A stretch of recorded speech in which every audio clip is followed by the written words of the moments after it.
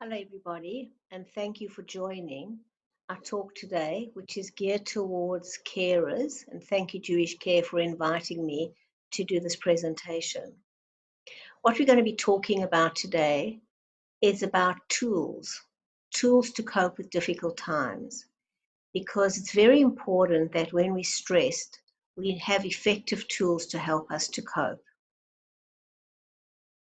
Now, from the time we're born, there's a part of our brain that protects us from danger.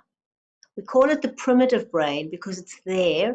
We now know it's even there as part of the uterus. And what happens is when we feel we are in danger, the primitive brain activates. Now, when it activates, what it does is we go into fight or flight. And that means that all the blood in our body goes into our limbs so that we can either run like crazy or be extra strong. So if, for example, we're in the ocean and we see a shark, we will suddenly get this burst of energy that will either enable us to swim with superhuman strength or punch the shark or do something to save our lives. Now, what happens is that when we're not in danger and our body reacts like this and our blood leaves our head, leaves our digestive system and goes into our limbs, we experience anxiety. And we get lots of symptoms which are very uncomfortable and debilitating. Things like our heart pounds because it's pumping the blood, our mind races, we often get a headache or we're dizzy because the blood has left our head. We can get sore muscles, we can get nausea, we can get diarrhea, and we can get fatigue. And in fact, we can get lots of different symptoms. And they're often very upsetting. But the reason I'm telling you this is so that you understand we get those symptoms because our blood is going into our limbs, but they're not dangerous. But we don't want to get them because if we keep having those symptoms, they can actually burn us out. Now, when we're in danger, we need fight or flight. When we're not in danger, we don't need fight or flight. In fact, it's not good to have fight or flight because what happens when we're not in danger is that the primitive brain is firing and it hijacks the rest of our brain. And therefore, we actually can't think straight. We say that stress makes us stupid. So we want to be able to train our brains how to think, to know that if we're not in danger, our fight or flight is not appropriate and will not help us.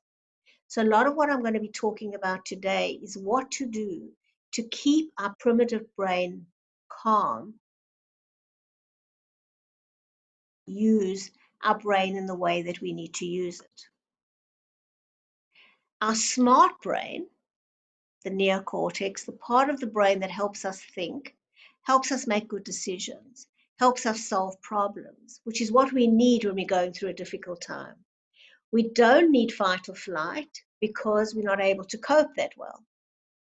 What we need is to calm the primitive brain and to problem solve. Now, when we learn to think right and we behave in soothing ways, that's what helps us manage anxiety. Thinking right and behaving right.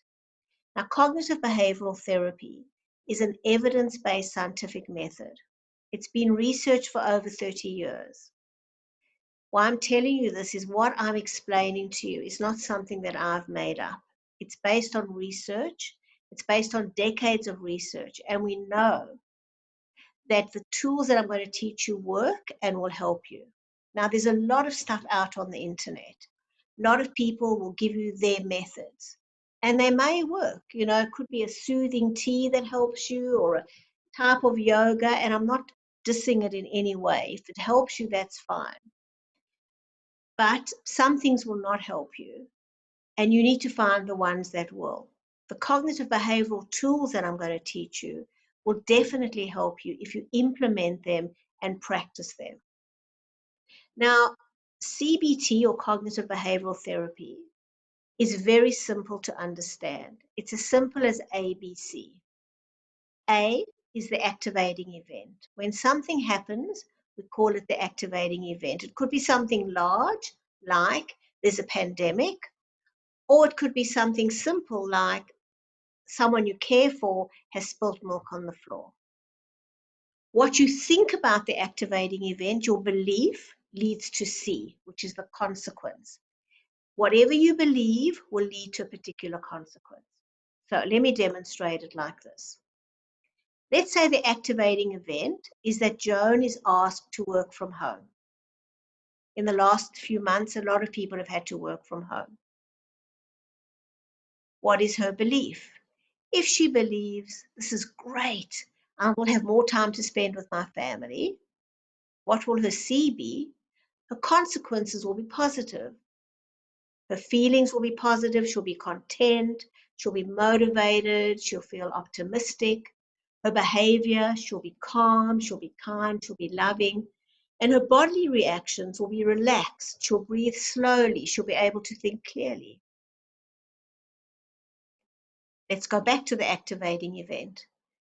Again, in this case, Joan is asked to work from home. But this time she has a negative belief. Oh no, I'll have no time to work. The consequences will be different. They'll be negative. She'll feel miserable. She could feel annoyed and demotivated. Her behavior could be irritable, frustrated, impatient. And her body will be reacting. Her heart will be racing. She'll be breathing in a shallow manner. The muscles will be tense. So the activating event is the same. Joan is asked to work from home. But because her belief is different, the consequences will be different. So unless things are cataclysmic, like an aeroplane crash, most of the events in our life, the activating events, are actually neutral. And it's what we think about them that will lead to these consequences. And that is why the way we think has a lot to do with whether or not we feel stressed and anxious. Now, you might be thinking, look, times are really tough. And it's easy for me to be, Renee, to be a Pollyanna, to pretend it's okay. And I understand we are all going through tough times, and some of us are having it more tough than others. One of the tough times is in lockdown, we're living in close quarters. We're at home with our families all the time. So if you're a carer and the person you care for lives with you, there's no respite. We always talk about getting respite as one way to self-care. So this is an added pressure during this time that you have no respite, and it's a 24/7 job. It's just relentless. You will feel that you're carrying a heavy load and there's no time to put it down. And stress is very related to the stress we feel about a load. If we feel we can't carry the load, we will feel very, very stressed.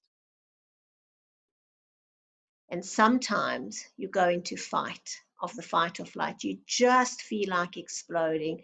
You can't bear it anymore. And it's not easy to care for others. It really isn't. And as I say, it's not easy when there's no respite, no break, a lot of other things to worry about. These are not easy times. However, there is hope. The key is to learn how to manage it. And this worksheet is a worksheet on emotion regulation. It will help you manage your stress and anxiety. The idea is that there are 4 steps. And the first step is to be aware when there's an event that's causing an activation. The second step is there to work out what you're telling yourself. The third step is then to choose a tool. And the fourth step is to really learn to endorse yourself. Now we're going to go through each of these one at a time. The first step, briefly describe an event or occasion where you feel stressed or anxious. Now, you'll see there are only 2 lines because the activating event is not what we're focusing on. As I said, it could be anything. It could be you notice your bicycle. You could have a belief, yay, I'm going to ride, or oh, I'm going to fall again. The activating event is not the major part. So we don't need to go into all the details about the pandemic or what it's doing or lockdown. You just put a few keywords because the really important part is step 2 is what has the activating event caused us to think and feel. So we will go through different beliefs. What have we lost? Have we lost control or love or security? We might feel inadequate. This proves I'm stupid, a failure, incompetent. We have catastrophic thinking. I will suffer death or divorce or illness. I will have bodily sensations, pounding heart, dry mouth, general tension, and feelings. I'm feeling afraid, helpless, hopeless. So these are ideas. You can add your own, but it's very important that you have step 2. No one's expecting you to jump from an activating event to being calm. It's important to validate your feelings, your sensation, your worries, because otherwise anxiety is like a pressure cooker. When you press down what you're feeling, it's going to come out in some way. It'll either come out in depression, in panic attacks, in illness.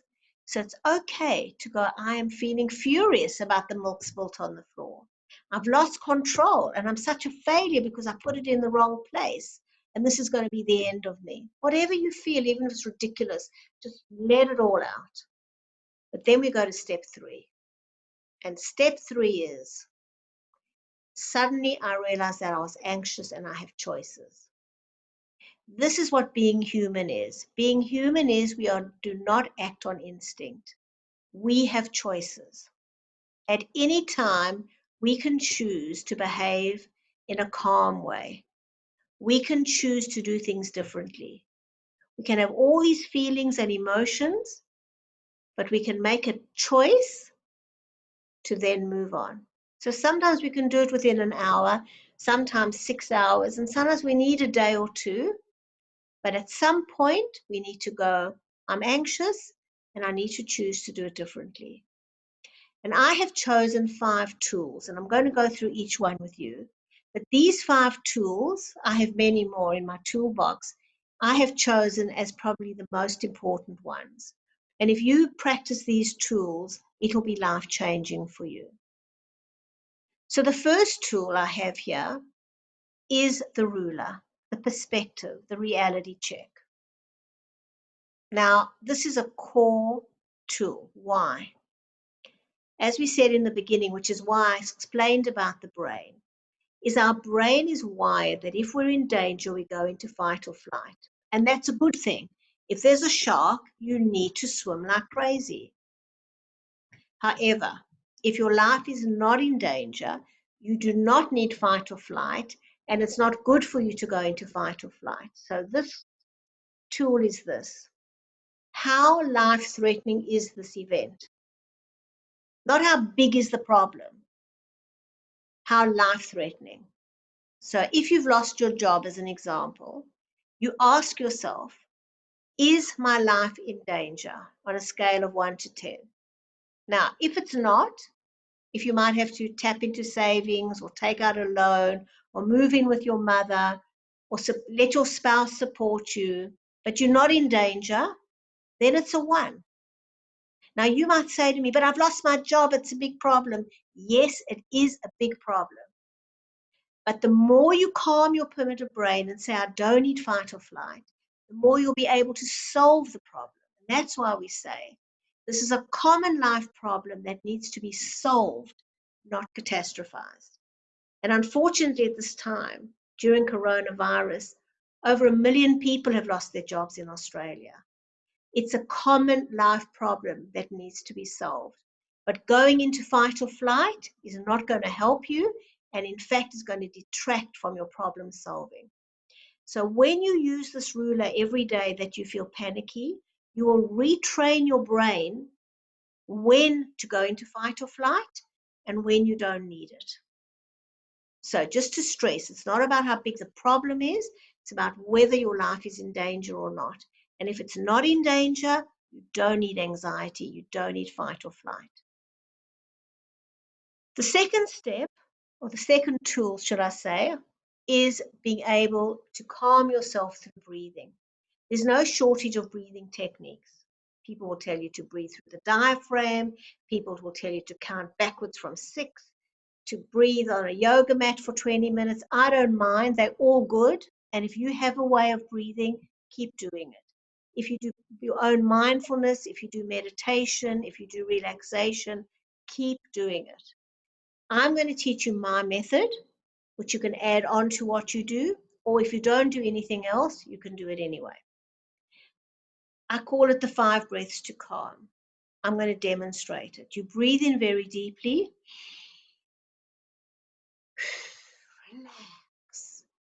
As you breathe out, you say the word relax. Now, the power of this method is that when you talk, you create a sound wave. Just like when I'm talking now, I create a sound wave, it goes into your ear and you hear it. When you say relax aloud, you create a sound wave that goes into your ear. And what you're effectively doing is you're giving yourself a command. You're telling your body, relax. You're becoming the boss of yourself. You are telling yourself, I am bigger than my symptoms. So you have a part of yourself, we call it the observer part of you, that can observe your symptoms and can tell yourself to calm down. Now, if you practice this twice a day, even if you're having a great day, it's a very good life tool to start the day off with this and to end the day with this. But you can do it as many times you like. It takes 5 seconds. You can do it wherever you like. You don't need a special room. You don't need a yoga mat. And you can do it when you're feeling stressed. But the idea behind it is you're not just breathing, you're actually saying, I'm in charge of my body, I'm bigger than my symptoms, and I'm telling myself now to relax. And the more you do it, the more easily and quickly you will relax. Now, the third tool is grounding yourself. It's about living in the present. Stress and anxiety comes from worrying about the future, from worrying about things that you have no control over. So, for example, if you're worrying about, oh, there's a pandemic, and people say things like, we don't know when it's going to end. We don't know what it's going to look like on the other side. We don't know how it's going to turn out. You will start to feel anxious. Even as I'm saying it, I'm feeling my heart rate go up. Now, that's all true. We don't know. But it doesn't help for little me to keep focusing on that because I can't do anything about it. I can only take control in my little area. So I need to think about it in case I need to plan for something. And then I need to ground myself in the present. I need to ground myself in today by dropping an anchor. Because when I'm in the present, I'm not worrying about coming out on the other side. But I'm not going, don't think about that. Because you know, when you say don't think about that, you immediately do. All I'm doing is I'm gently bringing myself into the moment. And I'm doing that by grounding. I ground myself by saying, what am I seeing? What am I hearing? What am I smelling? What am I tasting? What am I touching? And when I ask those questions, I bring myself into the present. So right now, what I'm seeing is I'm seeing the computer, I'm seeing white and blue and brown. What am I hearing? I'm hearing the air conditioner. What am I tasting? I'm tasting a bit of curry from dinner. What am I smelling? Maybe I'm smelling my perfume. And what am I touching? My wrists are on the table. Now, as I've done that, I've become fully in the moment. And you can do this all the time. When you cook, you just ask yourself, what am I seeing, hearing, smelling, tasting, touching? When you get in the shower, when you have a cup of coffee, when you eat a meal, keep bringing yourself into the present and you'll find you'll become a much less stressed person. Because what causes stress are your beliefs and your thoughts. So where are your thoughts going? They're going to what's going to happen. How's it going to be? Who's going to die? The more you live in the moment, not only will you enjoy life more, will you taste your food better, will you just generally be more in the present and experience things, but your mind will be in the present. And most of the time, thank goodness, most of us are actually quite safe. Do what's in your control. This is also grounding. Cook, move is very important. Call a friend, read a book, whatever you can do rather than worrying about what's out of your control. Act, do things which will also ground yourself in the present.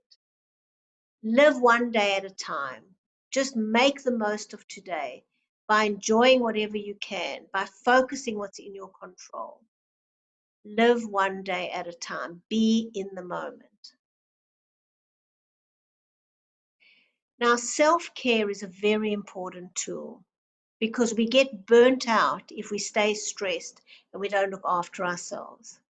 And some people worry that it's selfish.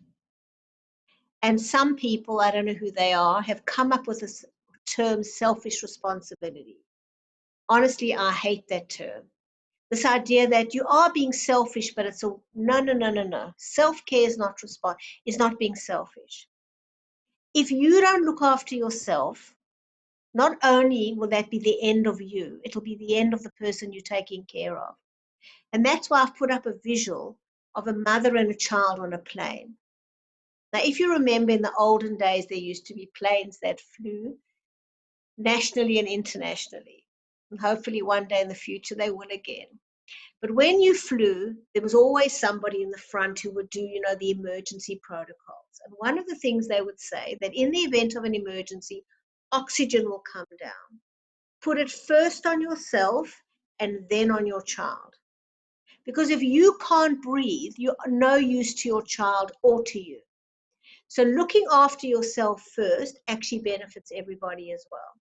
But it's also an important life value. We have to treasure ourselves. If we don't see ourselves as important, we're saying other people are more important than us. We need to take care of ourselves. And also it'll enable us to do what we need to do. So how do you self-care? Breathe.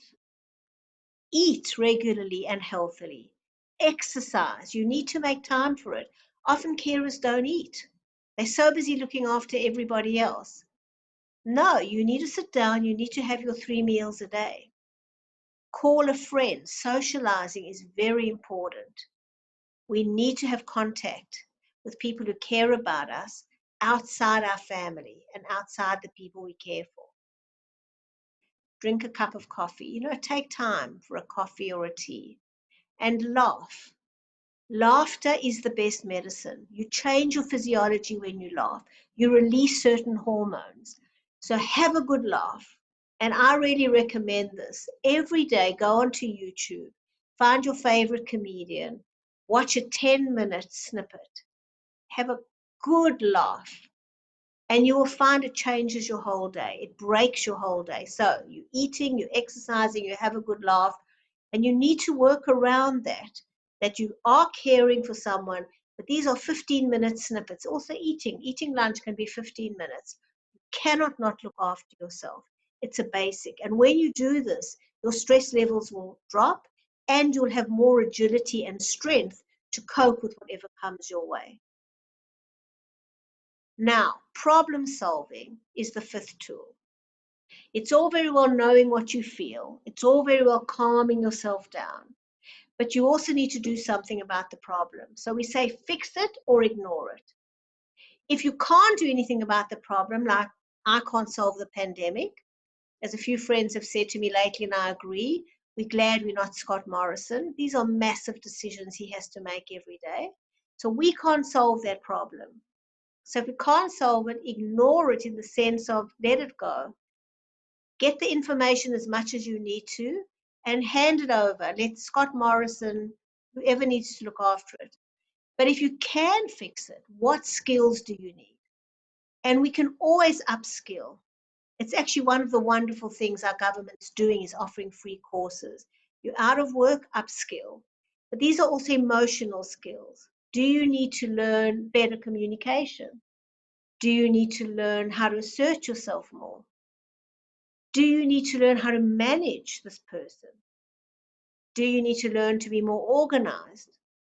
Whatever it is that you need, do you need to learn how to self-care? So actually look at why have I got this problem? It's all very well internally changing, but there's an outside in where we actually learn new behaviors, which will ultimately relieve our stress. So assertiveness is a good example. We often get stressed because we're not saying what we really mean. But if we learn to say what we mean in a way that we cope with, and that's good, that stress won't be there.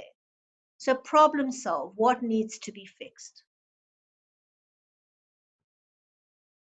The last step is self-motivation. It can be very grueling to care for someone. It can be very grueling, relentless, ongoing, looking after somebody else 24/7. And we often feel demotivated and want to give up. The secret to self-motivation in life is to see your growth, is to see the benefit. So for this one, we say, in the past I would have, but this time. In the past, I would have screamed and shouted when the milk spilled, but this time I breathed. I did the 5 breaths for calm. I grounded myself and I problem solved. I decided from now on, I'm only going to put a glass of milk on the highest shelf and not where it can be knocked over.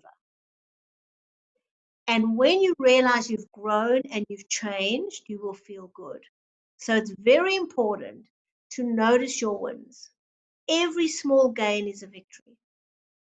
And the truth is, no one else is going to know about your victory or ever endorse you. No one will come to you and go, gee, that was great. You didn't scream because they spilt the milk. Only you know what it took to change. And the more you learn to pat yourself on the back, the more you'll be motivated to keep growing. Because when you grow like in this way, you have self-respect. When you emotionally regulate, you have self-dignity. Because you're not acting instinctively or impulsively. You're acting with choice.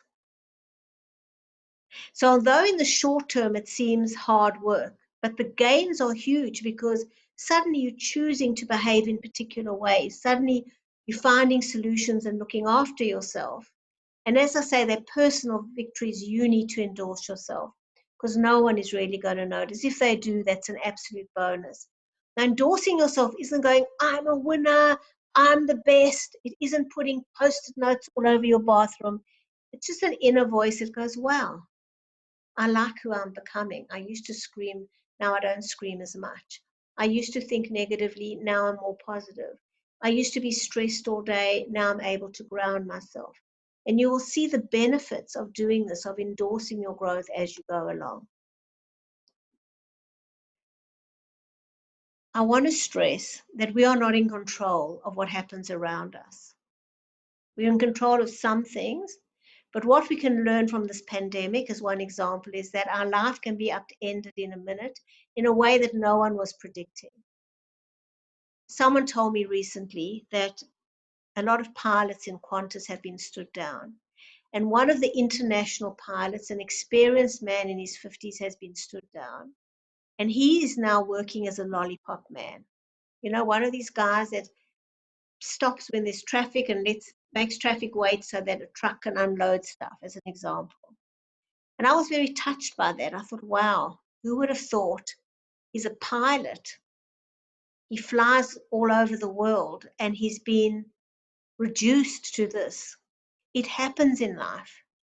We're not always in control. There was no way of knowing this would happen to him. Things happen to us in life and we can't always predict and we can't always control. Now, I'm not trying to make you feel stressed or anxious. It's just a fact of life. It's a reality.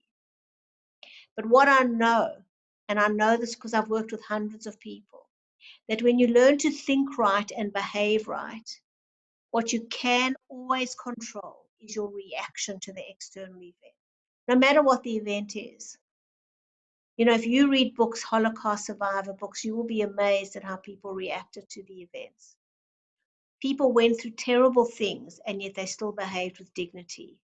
They still were calm. They still were loving. They still were kind. We can make these choices every single day.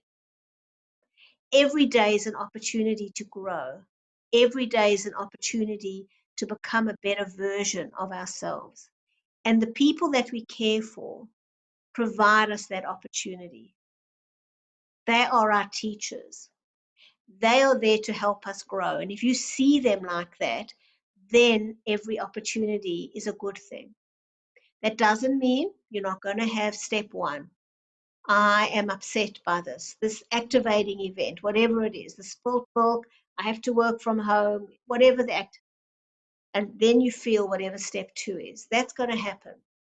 But then there comes a point where you go, I realize I'm stressed, but I have a choice of how I'm going to react.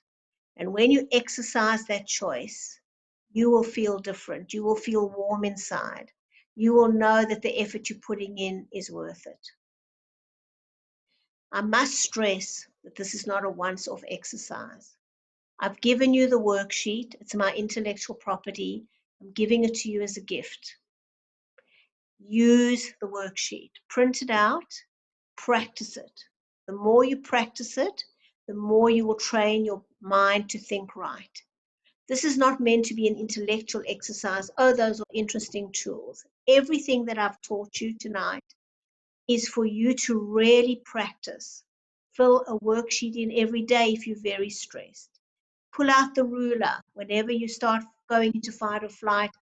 On a scale of 1 to 10, is this life-threatening? Ground yourself as much as you can.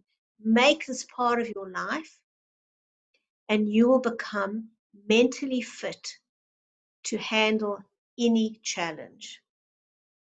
I'm confident that you can become a calm, confident, resilient person if you practice these tools in an ongoing way. I wish you the best of luck.